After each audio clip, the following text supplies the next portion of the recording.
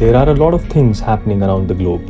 Politics, war, sports, economics, controversies. And then there is you. इस phone के through you get to know what is happening.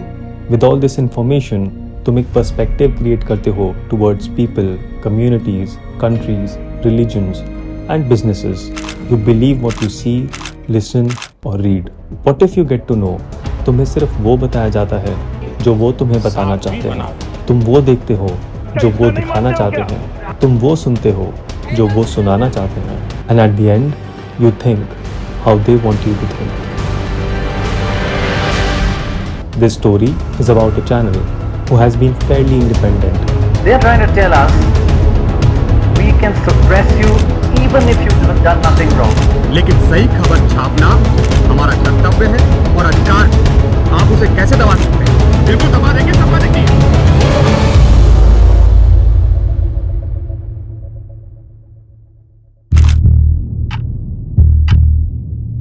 Pranay Roy with wife Radhika Roy had a company RRPR, initials of their names, and this company was the promoter company of New Delhi Television, NDTV. Personally, इनकी share holding थी 46% and through RRPR it was 15%, यानी NDTV पे total 62% control. Since formation of NDTV, the Roys always wanted to have full control and supervision, and इसीलिए in 2008 they decided to buy back shares so that वो अपनी share holding और बढ़ा सकें. To finance this buyback, RRPR ने loan लिया of rupees 501 crores from India Bulls in 2008, and this was the start of a deep rabbit hole which after almost 15 years still haunts the Roys and the NDTV. Buyback के लिए loan तो ले लिया था, but timing unfortunately बहुत खराब थी. The world was struck by a global meltdown and NDTV was no exception. In July 2008, जब बायबैक ऑफर आया था, share price was 400 and the Roys were offering 439 for buyback. And due to global meltdown, सिर्फ 3 महीने में in October, share price crashed to less than rupees 100. So now, Roys were offering 439 for a share, जिसकी value 100 rupees भी नहीं थी.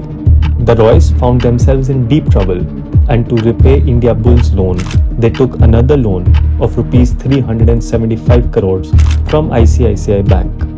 अब as a collateral कुछ तो देना था. NDTV पे जो उनका 62% का कंट्रोल था, डायरेक्ट एंड इनडायरेक्ट, वो सारे शेयर्स एज कोलैटरल दिए गए टू ICICI बैंक. टाइम तो आगे बढ़ रहा था, बट प्रॉब्लम्स का फेज मानो जैसे रुक सा गया हो उनके ऊपर. Then on 21 July 2009 to repay this ICICI loan, RRPR के थ्रू एक और लोन लिया गया of rupees 400 crore. Who was this person जो NDTV के इतने खराब फेज में उन्हें सपोर्ट करना चाहता था? The man was Mukesh Ambani. Through various shell companies ये 400 करोड़ रुपए फ्रॉम रिलायंस इंडस्ट्रीज पहुंचते हैं VCPL में, Vishwa Pradhan commercial private limited. And VCPL ने लोन दिया RRPR को, प्रमोटर ऑफ NDTV. जब 2009 में ये लोन दिया गया था, रिलायंस ने क्लियरली मना किया था publicly that it had no interest in NDTV, but facts तो कुछ और ही कह रहे थे. लोन एग्रीमेंट में VCPL की तरफ से it was a Reliance employ जिसने साइन किया था. इनफैक्ट VCPL के 2 डायरेक्टर्स दोनों ही रिलायंस के एम्प्लॉयज भी थे. इनकम टैक्स डिपार्टमेंट ने भी इंक्वायरी करी थी उस time. And if you want to know more about that, just go to Google and type Neera Radia tapes and you will get to know what I am talking about. जो ये loan था, इसके terms बहुत ही dictating थे. Firstly, Roys को अपनी personal share holding reduce करनी थी बाय 14% एंड RRPR को अपनी होल्डिंग 14% से इंक्रीज करनी थी. यू माइट थिंक कि क्या फर्क पड़ता है, कंट्रोल डायरेक्ट हो या इनडायरेक्ट हो, अल्टीमेट कंट्रोल तो रॉयस का ही है. Well, not really. As per terms, RRPR ने शेयर वारंट्स दिए VCPL को फॉर 100% कंट्रोल ओवर RRPR. ये एक शेयर वारंट है एंड ये इक्विटी शेयर है. तो अगर मैं तुम्हें ये वारंट देता हूँ तो तुम जब चाहो इसे कन्वर्ट करा सकते हो इनटू दिस शेयर. तो वारंट एंड शेयर अलग होते हैं. अल्टीमेटली ये वारंट ये शेयर ही बन जाता है एंड ये पार्टीज की आपस में अंडरस्टैंडिंग होती है, कॉन्ट्रैक्ट होता है कि किन कंडीशंस के होने पे इस वारंट को इस शेयर में कन्वर्ट किया जाएगा. अब जो अजीब बात थी वो ये थी कि 100% शेयर्स ऑफ RRPR उनके वारंट्स VCPL को दे दिए गए थे। तो अब अगर VCPL ने कन्वर्ट कराया उन शेयर वारंट्स को into equity shares, then RRPR के थ्रू अल्टीमेटली 29% कंट्रोल जो उनका NDTV में है वो सीधा वो एक्सरसाइज कर पाएगा। इसीलिए RRPR की होल्डिंग बढ़ गई फ्रॉम 15 to 29% एंड रॉयस की कम हो गई फ्रॉम 46 to 32%। पता है इस वारंट को शेयर में कन्वर्ट कराने की कंडीशन क्या थी? नथिंग। VCPL जब चाहे even after repayment of loan वो जब चाहे इन वारंट्स को शेयर्स में कन्वर्ट करा सकता था। यानी जब भी entire life time of existence में VCPL को जब भी मन करेगा वो इनको कन्वर्ट करा के अपना हक जमा सकता था NDTV के ऊपर फॉर दैट 29%। इस कहानी की शुरुआत याद करो कि why in the first place Roys wanted to buy back their shares, because उन्हें अपनी होल्डिंग कंसोलिडेट करनी थी। उन्हें शुरू से कंट्रोल रखना, सुपरविजन रखना NDTV के ऊपर वो सही लगता था। And look what it has come to. Direct 29% NDTV right had been given, जिसका रीपेमेंट से कोई लेना देना नहीं था। ये लाइफ टाइम का राइट था। कहीं ना कहीं इस 400 करोड़ के लोन के लिए मुकेश अंबानी को 29% कंट्रोल मिल गया था ओवर NDTV। बट अभी तक रिलायंस ने ये ऑप्शन एक्सरसाइज नहीं किया था। बट ऑन ट्यूसडे 23 अगस्त 2022 शाम को 5:10 पे Adani group announced that it had taken 29% control in NDTV.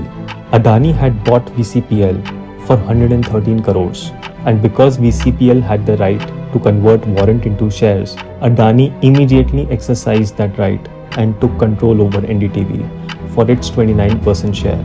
The right Mukesh Ambani had not exercised in the last 14 years, Adani exercised in the blink of an eye.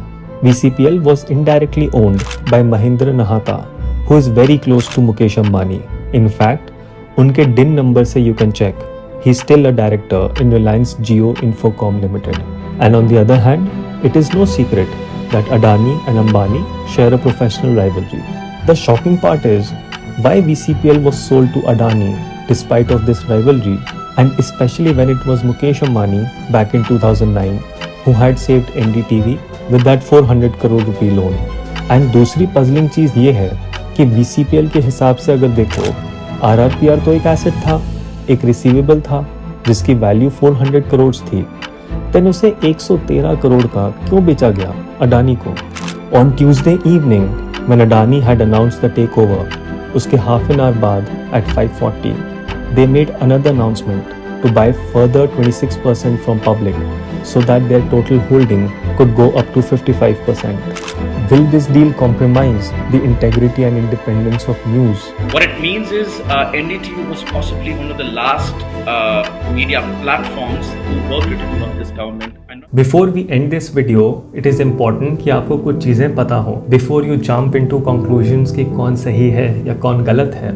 एक चीज़ ध्यान से सुनना, NDTV एक news channel है, उसका जो news department है वो एक अलग चीज़ है। उसका इंडिपेंडेंट होना बहुत ज़्यादा ज़रूरी है जैसे हर किसी और न्यूज़ चैनल के लिए। But at the same time last 15 years से NDTV पे बहुत सारे केसेस भी चल रहे हैं regarding income tax, SEBI and securities appellate tribunal. So कौन एग्जैक्टली कितना सही है और नहीं है वो हम लोग यहाँ बैठ के नहीं डिसाइड कर सकते इनकम्प्लीट इन्फॉर्मेशन के साथ। प्लस पिछले 15 सालों में और भी बहुत सारे छोटे छोटे ट्रांजैक्शंस हुए through shell companies which are obviously I couldn't cover all of them because of practical limitations. So I hope you really enjoyed this video while getting to know the whole story behind NDTV and Adani thing. And if you have watched it this far, thank you so much for watching. That really means a lot, and have a nice day.